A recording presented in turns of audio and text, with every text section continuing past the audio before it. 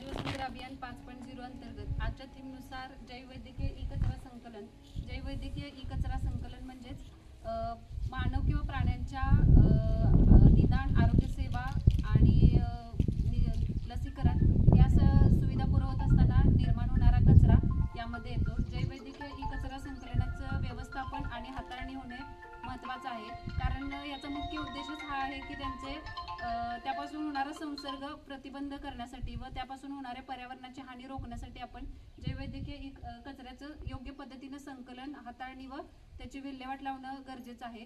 त्यासाठी त्याचं वेगवेगळ्या प्रकारे वर्गीकरण केलेलं आहे. त्याचे वर्गीकरण म्हणजे सुरुवातीला काळी बकेट येते. यामध्ये आपण जनरल वेस्ट जेणेकरून असंसर्गजन्य, जेणेकरून कुठल्याही मानवाला त्याचा किंवा पर्यावरणाला त्याची हानी होत नाही. यामध्ये आपण नेहमीच्या वापरात येणारे असंसर्गजन्य कचरा आपण त्यामध्ये टाकू शकतो.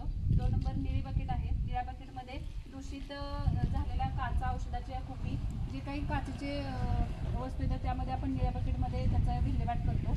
लाल बकेट यामध्ये कॅथेटर, ग्लोव्ज, जे काही रबरी, जे संसर्गजन्य कचऱ्याची निर्मिती झालेली आहे ते यामध्ये येते. पिवळी बकेट म्हणजे शस्त्रक्रिया दरम्यान किंवा दूषित सुया, दूषित मानवाकडून काढण्यात आलेले शस्त्रक्रिया दरम्यानचे अवयव यामध्ये येतात. आणि पंक्चर प्रूफ कंटेनरमध्ये वापरून झालेले निडल्स, जे शार्प इन्स्ट्रुमेंट आहेत त्यामध्ये आपण पंक्चर प्रूफ कंटेनरमध्ये त्याचा समावेश करतो.